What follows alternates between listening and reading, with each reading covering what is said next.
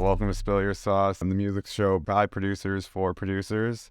So on this episode today, we have a pretty big legend, Aaron Paris. Aaron's freshly off his Grammy nomination for co-producing Drake and DJ Khaled, no secret. But whether that's his top accolade this year is to be discussed, since this guy has had quite a year. He got the holy double grail of producing and produced both records for the two GOATs, Drake and Kanye West, both this year. For Kanye, he worked on Sci-Fi, and then as well, he's on the anticipated Donda 2. He also did the beautiful string arrangement for Roddy Rich's Live Life Fast. But enough with the introduction and all the little bit of chit-chat. Let's get Aaron to introduce himself. Aaron, how's it going? I'm good, thank you for the words. Thank you. Yeah, no worries. I'm just a producer from Toronto. I started playing violin, and that was my first instrument, and from there I got into production and all of that. And now today I do production, string arrangements, composing, and a whole bunch of other things, and just making music and content and exploring. How did your big placement with Drake and DJ Khaled come about? No secret. That was just with Ricch as well, and I was seeing Ricch a bunch and flying out to LA like last year, or I think it was earlier this year that we may have made it, but it was just like we just make so much shit, and like there's so many talented people that come through there, and just so much shit that comes out of there. So I think it was just an idea we made, and then Ricch and people there had a session with Preem, who then recorded on it and made the demo, and then got it to Drake, and then that was it. And it was crazy when the song was dropping. I didn't know what it was. Like Ricch called me like a couple of days before it drops. I was like, yeah, we got one with Drake. I was like, okay, this is crazy. That's crazy. So I didn't know what the song was. I didn't even know which idea it was that we did. So when the song came out, I was like expecting, I don't know, maybe it got flipped to a beat, like a full song. I didn't know it was 40 seconds long. So I played, I was like, oh, that was it. Okay. So what was it like to work on Donda 2, working with Kanye, and how did that all come about, if you want to explain that process a little bit? Obviously, Kanye's in the public sphere now, and it's like a lot of people look at Kanye differently now.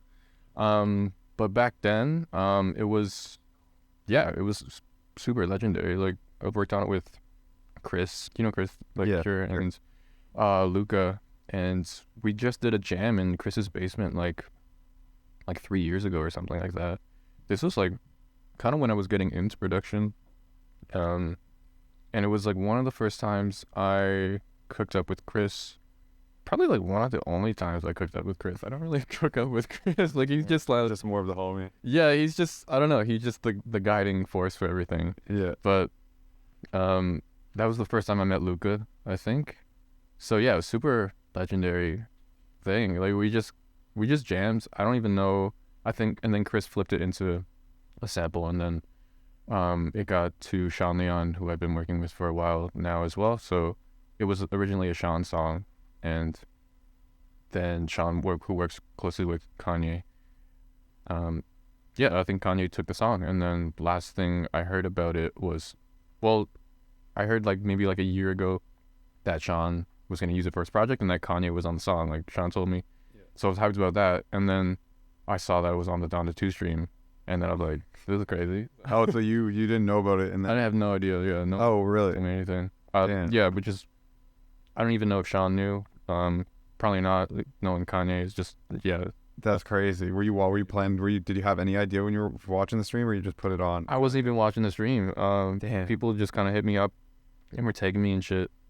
Luckily, people knew what the song was before, or else people wouldn't even know. But I think Chris and Luca were watching the stream, and they were freaking out, and then people were tagging me and stuff. And I was in LA.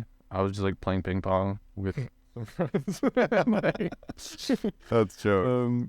I wasn't watching the stream, and then people were hitting me up, and I was like freaking out, and started to watch the stream after. Yeah. All right, so you want to explain what's going on in this project? It looks pretty hectic. It looks hell though. Yeah, it's a little hectic. So I guess you can mute the vocals if you can't play them out loud, or do you want to run through what it sounds like just if you press play? Yeah, I guess. I don't even. It might be a little messy, but we'll see what it sounds like. This was Sean sent me stems for the song, which was originally like this stuff. Okay. And then I chopped stuff, as you can see, and arranged things out, and then added all this stuff. Crazy. So yeah, what ended up being used was literally just the strings here. Damn. And then some more strings got added on by Leo, I think, like synth strings. Oh, sick. So these were layered in the final version. Sick. With a bunch of other strings. But yeah, I think from this project here, this is the only stuff that was actually used. But I actually love this version. It's really dope. I think the strings version is sick too, and it's very like Kanye, but this is, I went all out with this stuff too. I added vocals and guitars, and you added your own vocals too? Yeah. Sick. So it's definitely a lot bigger and lush. Yeah, I just got the M1. He is on the M1. Let's go.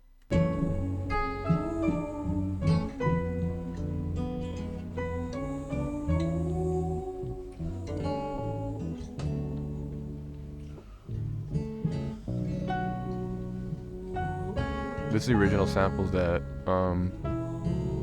Chris, Luke, and I made. Oh, sick.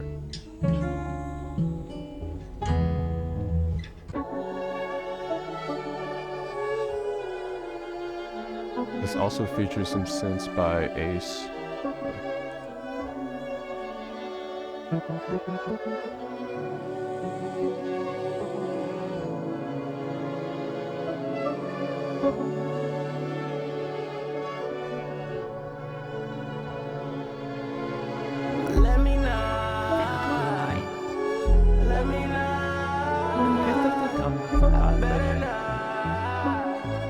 And a block.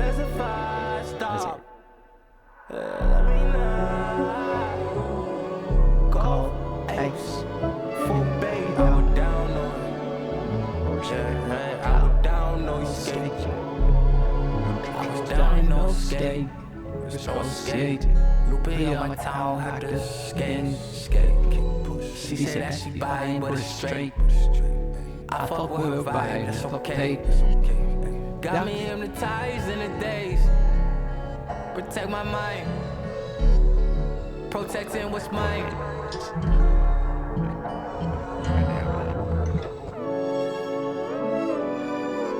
Fire.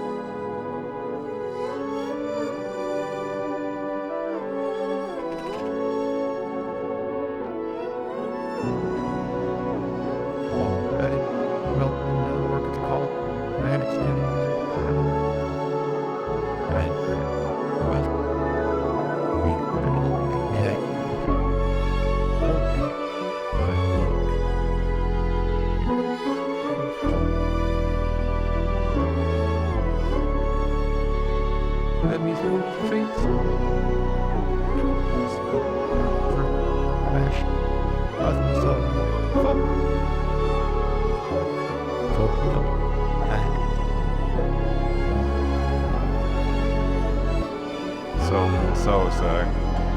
It's pretty epic.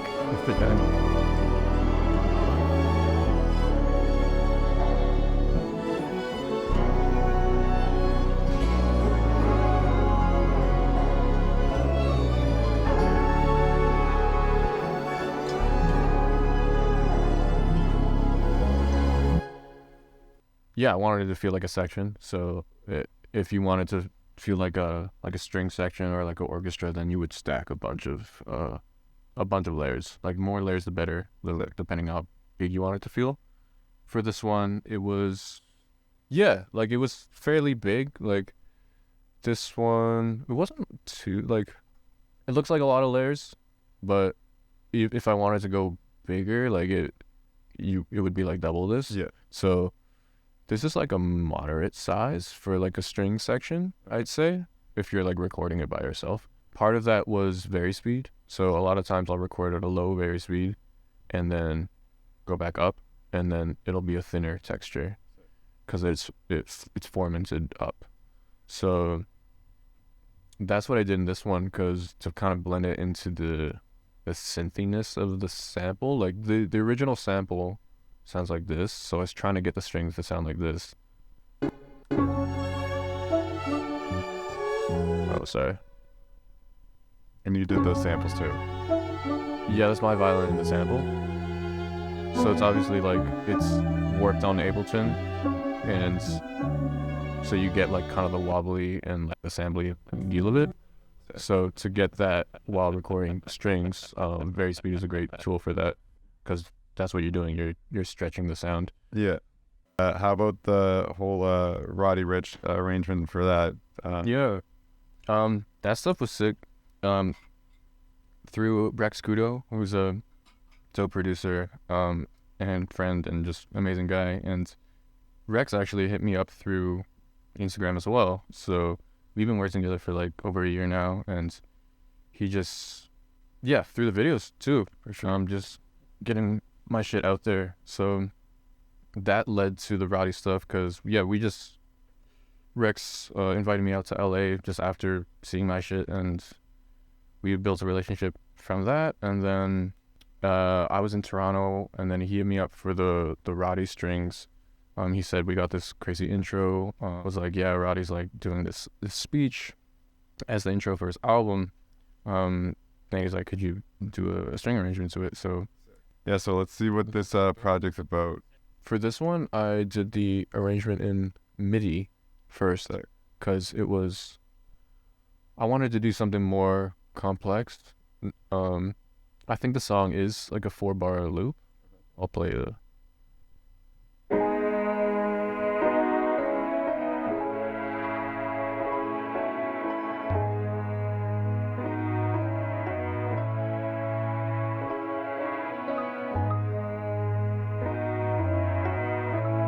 I guess it's not a 4-bar loop, but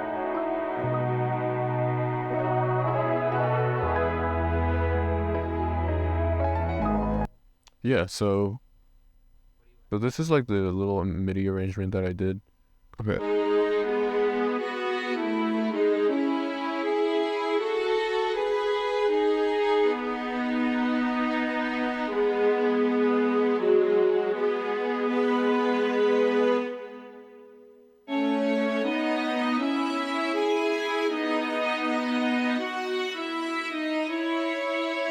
Yay, we got it. Aaron, you want to let us before we keep showing this project, want to let them know what this is quick? This is the Roddy Rich strings that I did. So do you usually, sometimes do you usually MIDI arrange before you? Yeah, it depends how complex I want to get with it. If it's just like a simple song, I'll just do the arrangement in my head, usually. And especially if I'm in a session with someone, usually I don't want to go on a computer by myself and do shit. It's basically just like get the arrangement out, just do it. So, but for this one, it felt like it needed a full arrangement, and that's kind of what the song was. It was like this long developing composition, so I wanted the strings to reflect that and like have moments where it's none of it's looped. Some of it is looped, but it's only pieces of it, so it doesn't feel like a loop for the strings. Yeah. And so I wrote this one out in MIDI, and it's pretty similar to the MIDI of what I recorded. So this is just the strings by itself? Yeah, I'll play everything. This is not the final instrumental, but like you'll get the vibe of it.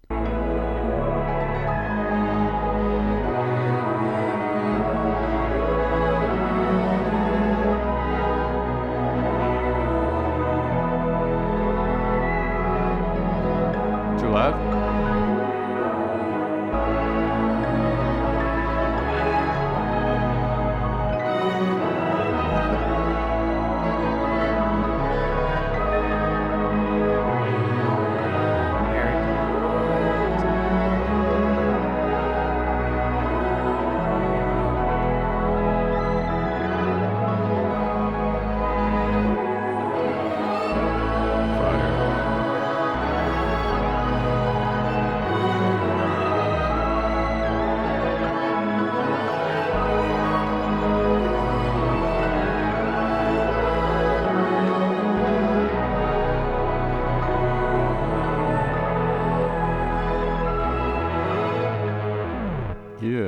Fire. And obviously this stuff, all the like references for this was like dark twisted fantasy shit. So Okay. I actually tried some like cello stuff, kind of like the All of the Lights interlude stuff. Okay. This is just like a pitch down viola. It didn't end up being used, but kind of cool. Fire.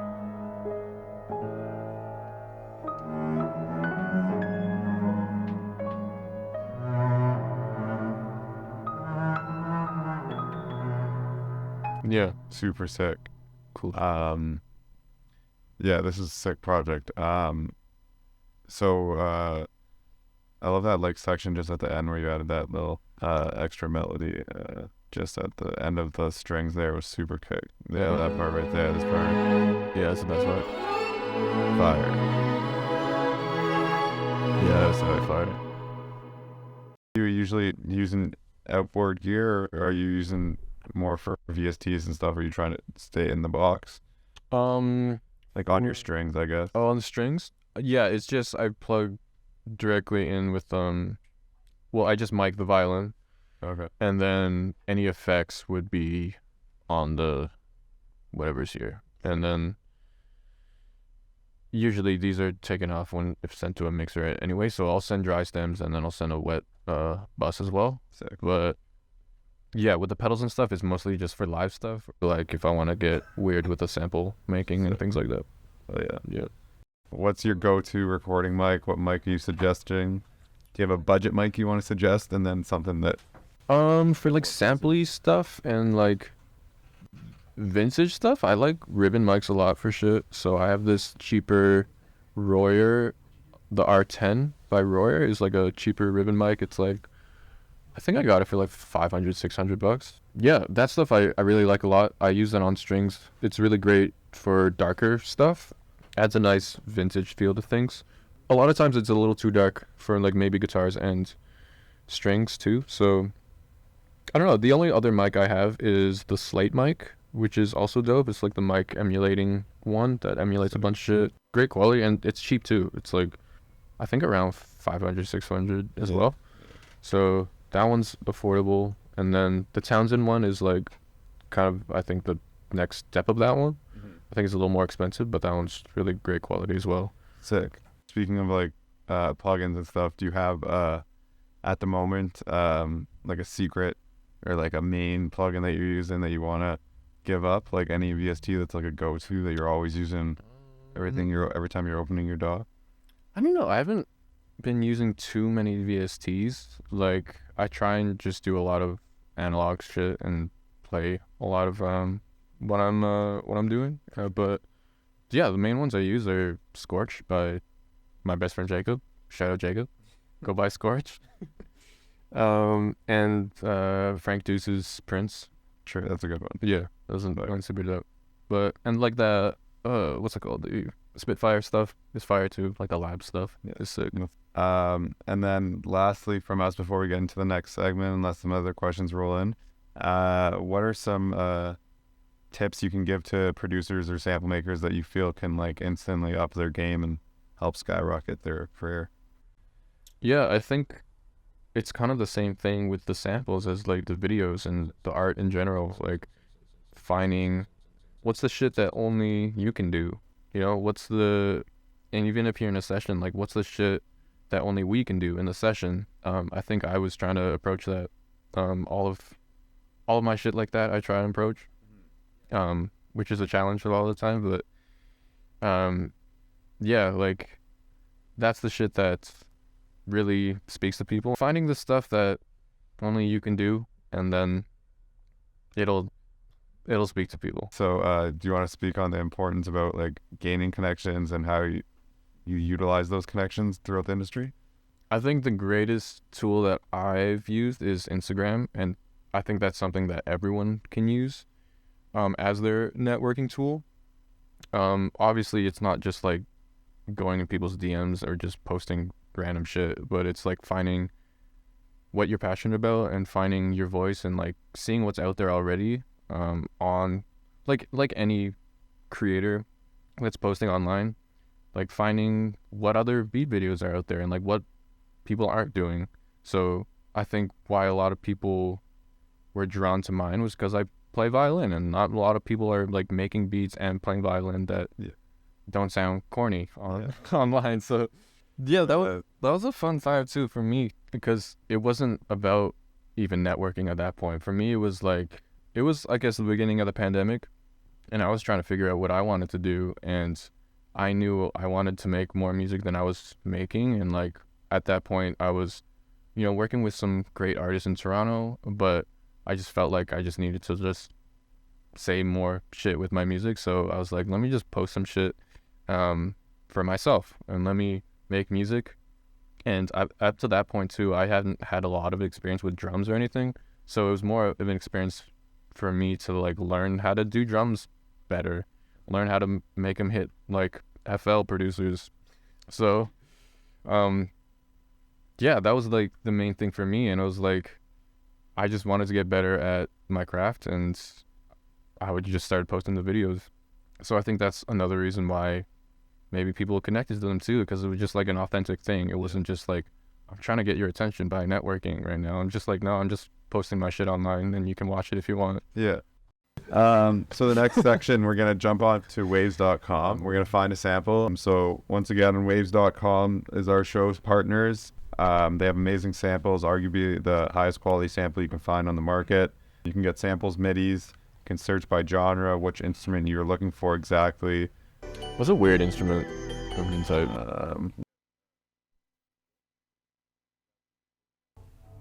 It's kind of fire.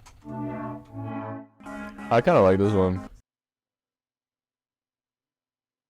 All right, so we got the sample loaded up. What was the sample name called that you got here? Oboe-like.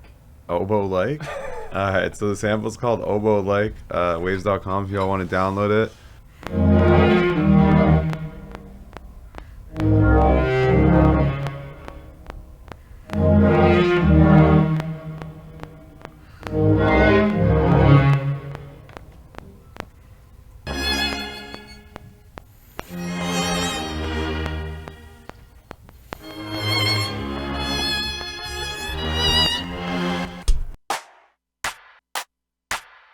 Do you have go-to kits that you use, or you usually just kind of search your whole library, kind of like what you're doing now? Yeah, I just kind of search my whole library. I'm always getting new kits too. I use the Boy Wonder kit a lot. Yeah.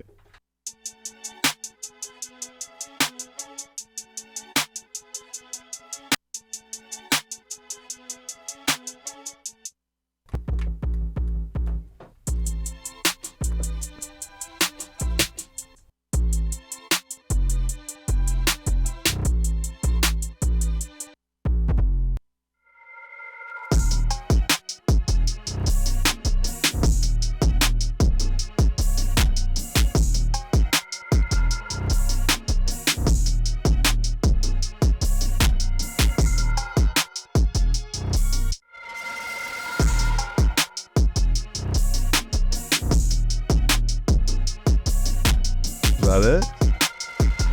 Sure. Let's get some W's in the chat. Another round of applause. Let's go. That's it. That's a wrap. Shout out Aaron. Shout out Wave. Shout out Where's the Cook Up. We'll see you next episode. Stay tuned.